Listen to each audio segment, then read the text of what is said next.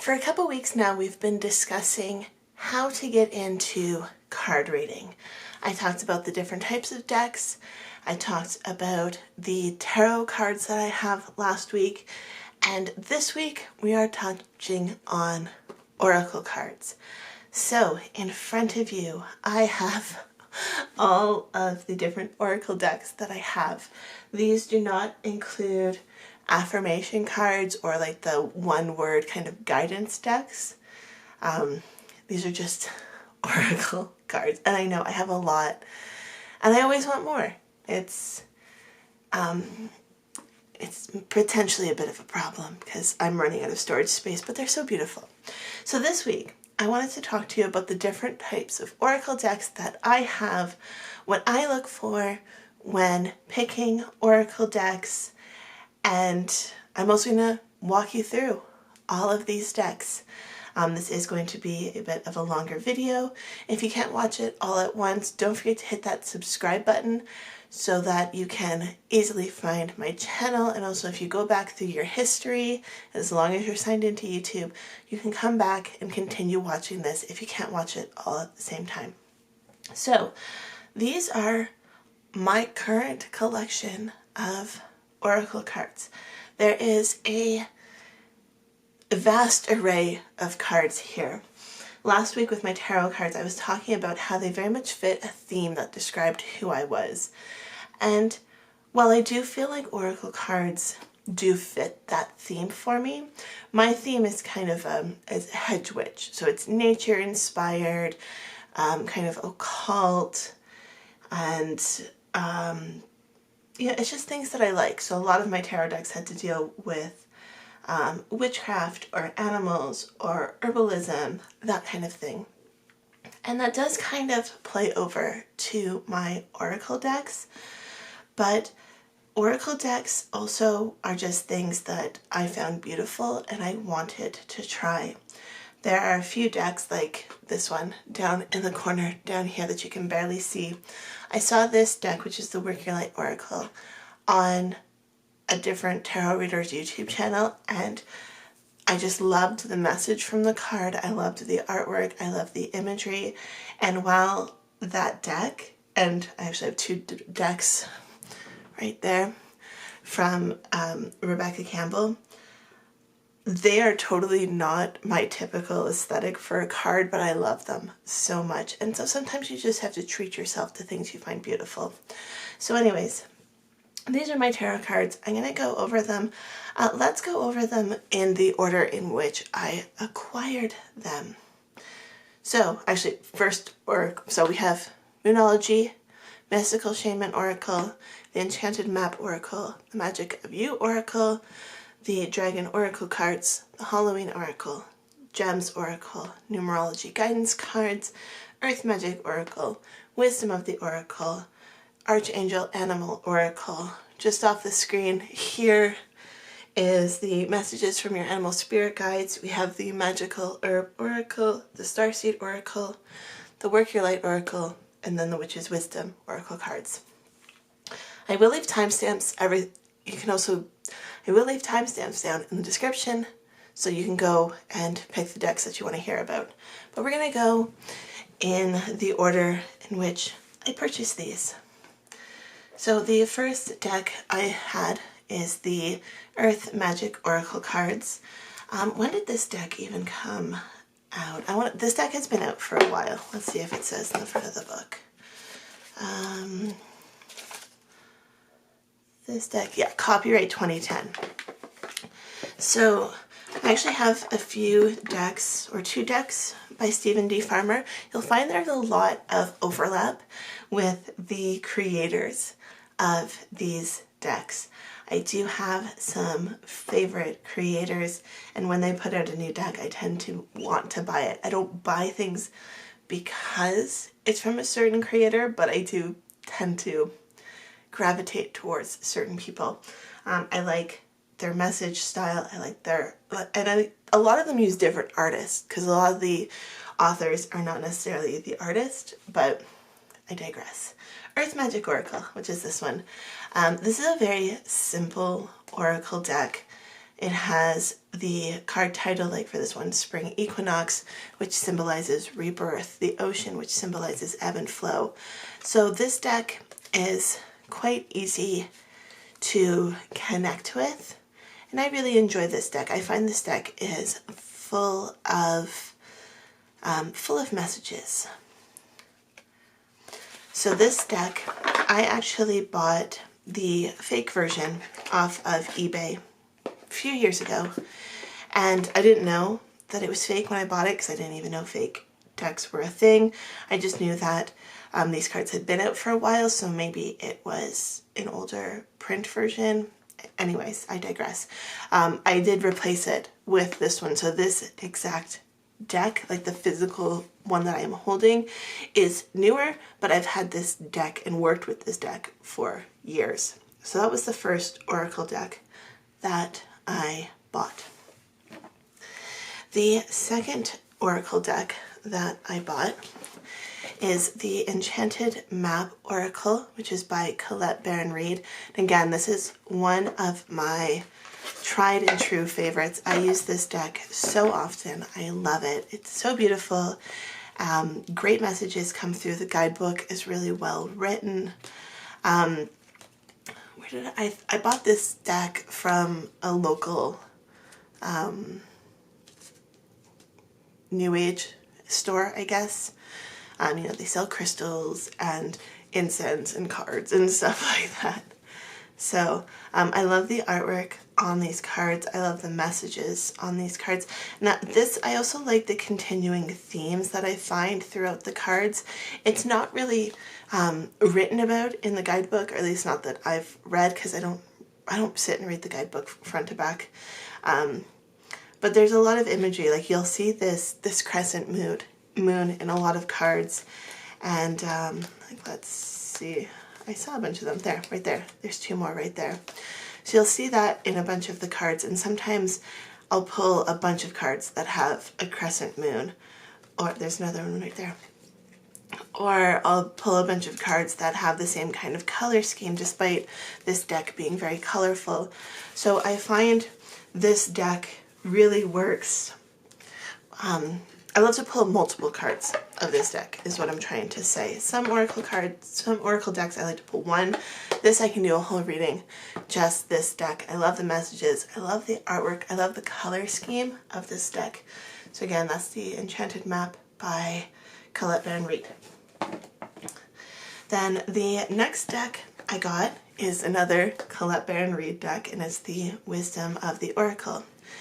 This is one of those decks that I saw someone using. The back of the card is such a notable back, like it stands out. There's not a lot of decks, at least that I've seen, that have this very bright, vibrant red and white and teal background, so it really stands out. And I just, the artwork just is beautiful as well.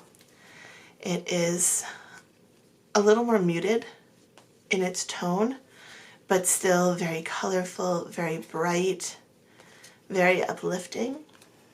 And again, since this is a Colette Baron-Reid book, the guidebook is amazing. I love this deck. I find this deck is really good for personal development or shadow work. It's very soft in its messages. Some decks, you know, like the Magick of You, which we're actually going to talk about next, this deck is a bit of a hard hitter. Like, it's not going to lie, it's going to tell you like what you need to know. But this deck is a little more softer, a little more kind in its messages. At least when I read it, that's how I perceive it. So the next one is the Magick of You Oracle. This deck is very much my aesthetic. It's dark, it's cool toned, and it's got some kind of creepy imagery, like this woman with these spikes on her back. Like, I love the imagery. It's just dark yet glamorous at the same time. But again, this deck it tells you what you need to know. There's no tiptoeing around the messages. It's just like, you need to listen. like this card, flashover. It's all in your head. There's no like, oh, you might be overthinking things. You might be, you know, there's no tiptoeing it. It's just like, boom, this is the message you need. So I love these cards. I love the artwork. It's very dramatic and glamorous and dark. So love it. Love the artwork on this card. Okay, let's see. I've bought a lot of these decks like around the same time. You know, like if it's my birthday, I might buy myself a few decks. I might not have the exact chronological order, but something like this. Next we have the Moonology cards. These are again very popular deck. These are by Yasmin Boland, and there is a whole book that goes along with these cards. If you are into the lunar cycles, and especially manifestation in accordance to the lunar cycle, this deck and the book are very great. So I love this very soft kind of watercolor imagery, and messages are very apparent along the bottom. This is also, there's a lot of astrology in here. So we've got like new moon in Leo, full moon in Capricorn, full moon in Taurus, full moon in Pisces. So if you're looking for an oracle deck that involves a lot of astrology, if that's something that you're into, this might be another good deck as well, because if you know about the new moon phases, and you know about the astrological correspondence, it's going to give you even more information than what is presented here. And again, the book goes into a lot more detail than the guidebook, but just a very beautiful deck. This is a great deck for beginners. The Moonology deck is definitely a great deck for beginners, especially if you like the lunar cycles or astrology. If neither of those things are your jam, then probably not this deck. The next deck I got is the Archangel Animal Oracle cards, which is by Diana Cooper. And I saw this deck at, again, one of my local stores, and the owl was right on the top. They have like tester decks or demo decks, and so you can look at the cards and see what the different imagery is. And when I walked into the shop, I actually was going in and I was buying a piece of, it's actually satin spar, but selenite, and this card, the owl card, was out on top of the demo deck. I had no intentions of buying oracle cards that day, but it was sitting there in its box just like this so that you could look at it, and I was just taken back by this owl.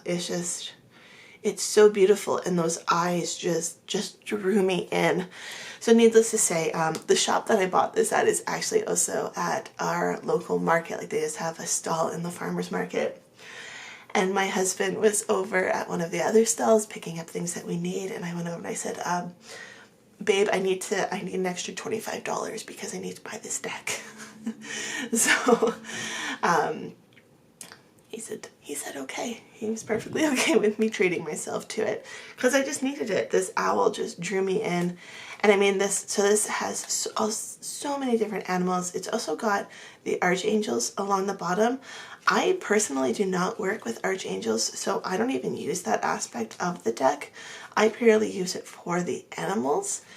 But if you're into archangels and animals, like, this is a perfect deck. But again, you can use them however you see fit. It's your deck and it's your intuition. So if you don't use the archangels, fine. Or if you really like archangels and you're only kind of into animals, you could still use it that way. Okay, let's rearrange now because we've got some space. So after the Archangel Animal deck, I got the Numerology guidance deck, and I went through this phase a couple years ago where I was just so into numerology. I wanted to know all about numerology and what the different numbers meant and what the different combinations of numbers meant. So I actually bought this deck as a way to teach myself more about numerology. and I think it definitely worked. I definitely have improved. I'm still in no way an expert on numerology, but if you are into numerology, this is definitely a deck to check out.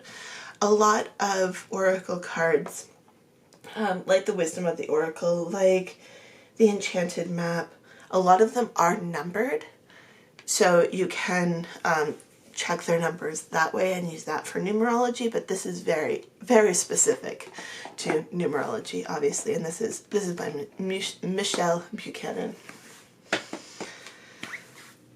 The next deck I got was this dragon deck. This is by Diana Cooper, the same author who did the Archangel Animal deck, and I purely got this deck because my kid has been reading the Aragon series. It is a young author and it's a book about dragons, and then he watched How to Train Your Dragon, and there's just a whole bunch of talk about dragons. And then I saw this and I'm like, I want to learn more about dragons. I want to work with dragons. So this talks a lot about dragons. It talks about different realms, different dimensions. Like there's, so this is like a Pleiadian dragon. There is dragon from Arcturus, Alpha dragon, air dragons, Andromeda, Omega dragon, the Emerald dragon. Here's an Archangel Gabriel's dragon. And it's very interesting to learn about these different dragons. I found this deck a little more difficult to read. I find it still does give some great messages, but I find that I rely on the guidebook. And that's something I don't usually say. Like, I do not usually look at guidebooks, but this, I just don't know enough about the topics discussed in this deck to read it intuitively. Some definitely give me messages, but other ones I'm like, ooh, I have no clue what this dragon is trying to tell me. So I do have to rely on the book for that. But if different dimensions, if dragons, if things like that is something that you're really interested in, then this could be a great deck for you. And the guidebook does tell you all a lot, or it does tell you a lot. So it's got, what are the dragons? What do they look like? How can they help us? It talks about the different frequency dragons, with, you know, the 4th dimension, the 5th dimension, 7th and 9th dimension dragons. And then it talks about, you know, like it has the elemental dragons, which are all from the 4th dimension. And then it's got, you know, the different dragons, which are from the different dimensions. Yeah, it's got a lot of information in that tiny little guidebook, but it's just not something, it's not a deck I tend to reach for readings on this channel, just because I find it harder to read, but I do enjoy it still. So there's that deck. And then, okay, I don't remember what order. I know these were the last two that I got. I don't remember what order these were in, so I'm just gonna talk about the gems deck. This is a smaller oracle deck. I think there's 44 cards in this deck. I don't know. I don't know. There's not as many decks, or not as many cards in this deck, but I wanted, as you probably know, I love crystals, and I wanted a deck that had crystals in it, and I was very particular about what I wanted. I wanted a very pretty picture on the back. A lot of crystal decks that I found will have a crystal on one side and then information on the other. There's nothing wrong with that, but that's just not the style of deck that I wanted. And then I also wanted a deck that you could really clearly see what the different crystals were. So these are all in polished gem form, which is okay. I would have preferred raw because I like to work with raw, but this deck hit all the marks for what I wanted. Again, I wanted just the image and maybe the name.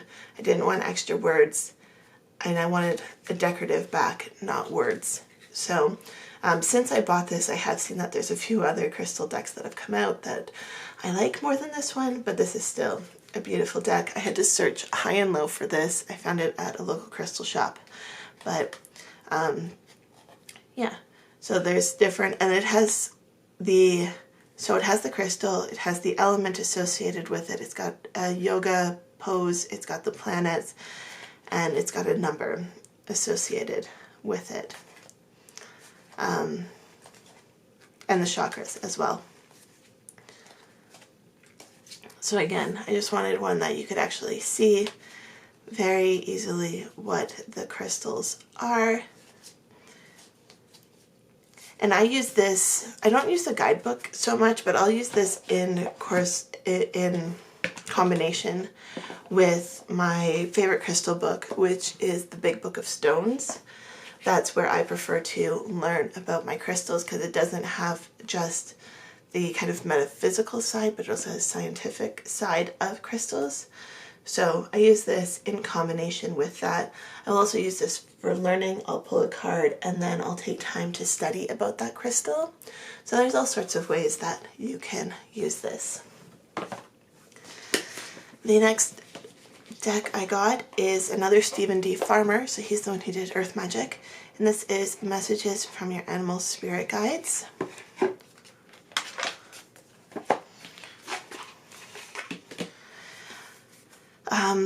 Now I do want to just briefly mention the term animal spirit guides. I didn't even mention it in my last video. I should have, with the use of animal totem. There is a certain level of respect towards different cultures with some of these decks. Some of the decks that I have seen will use imagery in a very appropriative way, and I really do not support that. There's a lot of different cultures that use spirit guides, but I try and just use the terms more messages from the spirit of animals versus spirit guides, because spirit guide has a very specific kind of connotation and really associated with Native American culture, which is not my culture. So I honestly don't know what Stephen D. Farmer's culture is. I don't know if he worked with elders in the community for some of these messages. I do not know that. I would like to find that out more, but that is something to be mindful of. If that's something that you want to be cautious of, make sure that you're looking into the topics, especially around cultural appropriation. So just putting that out there. But this deck, again, I bought this at a local crystal shop, and I do also want to mention that I do live on Treaty 7 land. So there is a very large Native American portion of our community, so it is very much something that I am aware of because of that. So again, back to these cards. I love these cards because they have a texture to them. They're not smooth. Like, they literally, like, I don't know if you can hear that. Like, there's a ridge to them, which is, it's fun. I like it. I like the sensory experience of it. So again, we have beautiful cards, beautiful artwork, and it is animals from all over the world. So, and mythical ones too. Like, we've got a unicorn, we've got octopus, mouse, meerkat, cheetah, penguin, roadrunner, boar, shark, goose. So it's not specific to one culture. It's more just the title that is somewhat troubling for me. But I love these cards. I find that they're beautiful, and I find the messages really do spark a conversation with my clients or with myself when I'm reading them. So like this one, for example, the polar bear. It says, stand up for yourself and speak your truth respectfully and compassionately with no attachment to the outcome. The peacock says, let yourself stand out and be noticed. So something like that, if you're getting that message, it's clearly something is blocking you from being able to do that. And the cards want to encourage you to do that. Your animal guide wants you to do that. So, yeah, I do really enjoy these cards. I just tend to talk about more messages from animals as opposed to spirit guides. So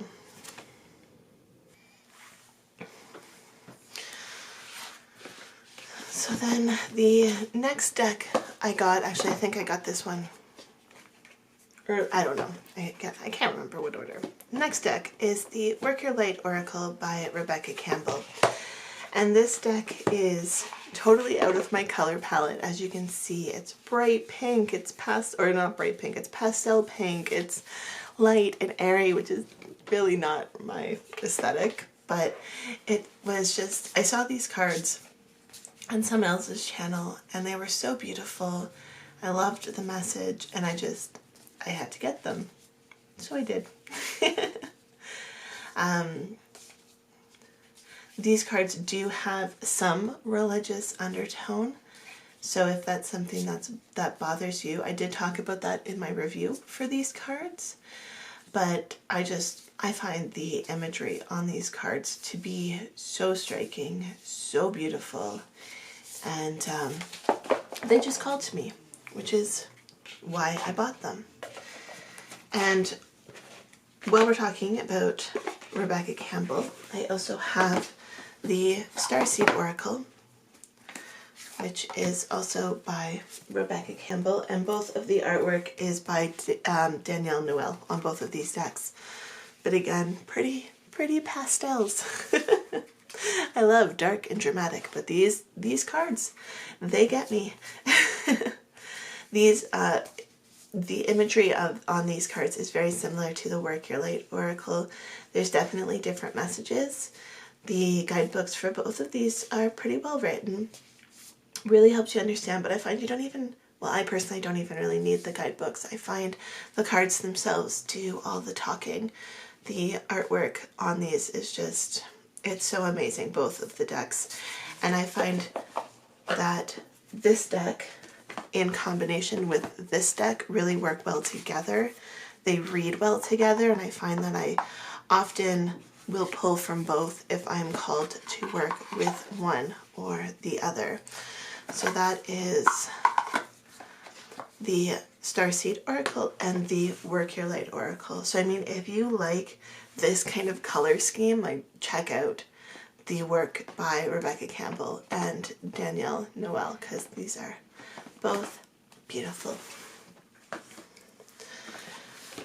So here we have the Magickal Herb Oracle, which is by Sherilyn Darcy, and it is illustrated by Dear Dandy. There are a few Dear Dandy decks that I want. There is always an endless wish list for oracle cards, I find, amongst readers. What drew me to this deck is that I was, really getting into studying about herbs, both for their healing properties and their magical properties. And I loved the simplicity of it. I loved the kind of botanical illustration feel that these cards have.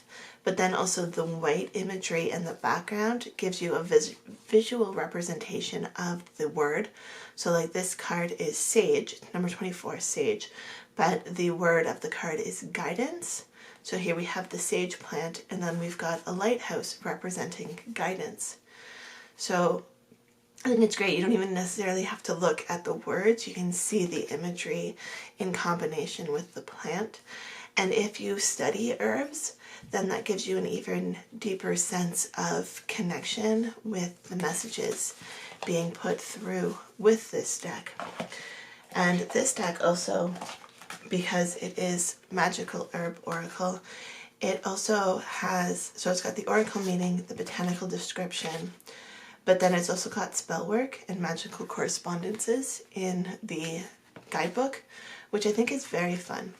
You can do some spell work using these cards, and actually, I didn't mention it, but the Magick of You cards also has spells and rituals in it, or is it all rituals? Yeah, they all label as ritual. So if you are looking to combine your magical workings with your oracle cards, these are 2 decks that you might want to look into. And then we have the Mystical Shaman Oracle, which is by Vlado, Colette Baron-Reid, and Labos. So again, another Colette Baron-Reid book. Oh, there we go. Alberto Villoldo, don't know how to say that, Colette Baron-Reid, and Marcelo Labos. Now again, since I was talking about cultural appropriation earlier, this does have a fair amount of imagery from many different cultures. There is some Native American references in here, but there are many cultures around the world that have shamans. Perhaps not the word shaman, like my ancestral mystical healer person is called a Molfer. And you know what, and then my French background totally says it like with a French accent, but it's actually like more Ukrainian, but it's Slavic. But there is, again, it's just something to be mindful of when you're working with this. So they have a great book. And what I like about this is they've got the essence, which is the overall meaning of the card. And then they've got the invitation, which is what you talk about if the card is upright. And then the medicine, which is what you talk about if the card is in reverse. So this deck I've really been using as a way to connect really with my ancestors on many realms, but also just to learn. And some of the things, like there is like the Andean cross, there is I think there's a medicine, is it the medicine wheel? There's a lot of symbolism, so a lot of things I will go and I will look up more information and just learn, like the ghost dance, that's from the American Plains Indians. That doesn't sound like the right term, but that's what it says. Yeah, cultural appropriation in Oracle and Tarot is a discussion for another day. Again, this is very Native American imagery, indigenous imagery. So, oh yeah, the medicine wheel. There it is. We actually have a glorious medicine wheel. Again, I live on Treaty 7 land. In one of the provincial parks that we have, there's a glorious medicine wheel, which is up on top of a large hill. And it is a place to be respected and a great place to learn. I have, again, friends who are a part and actually, Native American in their lineage. And so I love to learn from them, even though it is not my culture to share. I still love to learn, and I can share knowledge from my culture with them. So these cards, beautiful imagery, beautiful deck. But again, it's something that I kind of tread lightly with, especially if I pull a card that is definitely very specific to a culture. I like to make sure that I do my research and understand what the card is talking about before I put my whitewashed opinion over top of it, because that's not what I'm here to do. But like the moon, lots of cultures talk about the moon, same with the sun, the different worlds. But again, the medicine wheel, very specific. So just being aware of where the inspiration for these cards come from as I'm using them, and trying to do so in a very respectful way. But again, because of that, it's not something that I use on my channel all too often. So I do like those cards too, especially the mysticism aspect, because again, the shamans in my culture, they were mystics and healers, and I say were because the last one was murdered in 2008, I believe, and so there's no more. They don't exist anymore. But you know, it's about knowledge that is passed down, and I use it to try and connect with my ancestors. The last two decks I have, we have the Witch's Wisdom Oracle cards. These cards do have a bit of a Wiccan slant versus just witchcraft, so that is something to be mindful of. But again, the color on this deck is totally right up my alley. I love a good dark purple. So we have Candles for Magic, Cauldron for Containment, Attain for Boundaries. We've got, so there's the watchtowers for the different directions. There's the different points on the Wheel of the Year. There's different tools. We have the High Priestess or High Priest. Again, elements, ancestors, homeland.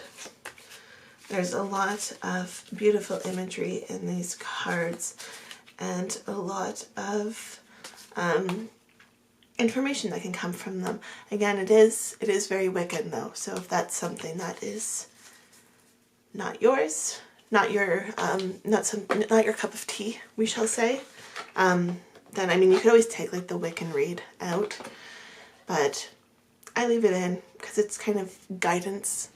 And while I don't celebrate all the Sabbats, I do like to work seasonally. So we actually just had Ostara, or the spring equinox. So while I may not give them the Wiccan terms, the pagan terms, again, a lot of these things are also pagan, not just Wiccan, but it is definitely a Wiccan slant to the topic of witchcraft. And then we have the Halloween Oracle by Stacey DeMarco, and I believe this is my newest Oracle deck. I got it around Halloween. This was a deck that I have seen in my local shops. They have the demo deck, but they so rarely actually had the deck available for purchase. I literally waited 2 Halloweens and didn't get it. So this year I just ordered it on Amazon. I really prefer to support my local shops, but if you're not going to have it, I can't buy it from you. So again, just very dark imagery, very much my aesthetic. I love Halloween. I love vampires. I love zombies, skulls. Like it's all great. I love it. It's a beautiful deck. So if this is kind of imagery that you enjoy, this might be a deck that you want to work with. So we have seasons, we've got the witch, we've got invisibility, ancestor, the veil, just beautiful cards. So those are all the oracle cards that I have. You know, just a small little collection. But I wanted to show you all of these cards and kind of talk about why I picked them and why I liked them, because that might help you when making the decision for what kind of a deck you might want to buy. And we are all different people, right? We all have different interests. We all have different passions. We all have different things that excite us. And something that excites me might not excite you. And so if you have no interest in witchcraft, if you have no interest in herbs, then those might not be decks for you. If you love numerology, or if you like bright pastel colors, like those might be decks for you. It's all about understanding you, what you want to work with, how you want to work with the cards, and just what draws you to the different decks. Moving forward, I'm really focusing on buying decks that meet my aesthetic and not being so impulsive. Like this dragon deck was a very impulsive deck and I really don't use it. And while I love the Rebecca Campbell and Danielle Noel decks, it's just, the colors don't really go. It's something I love using for videos just because I love, honestly, how they look on camera, and I do like the messages they give, but for my own personal readings, they're not something that I tend to gravitate towards. There's just other ones that I prefer for myself.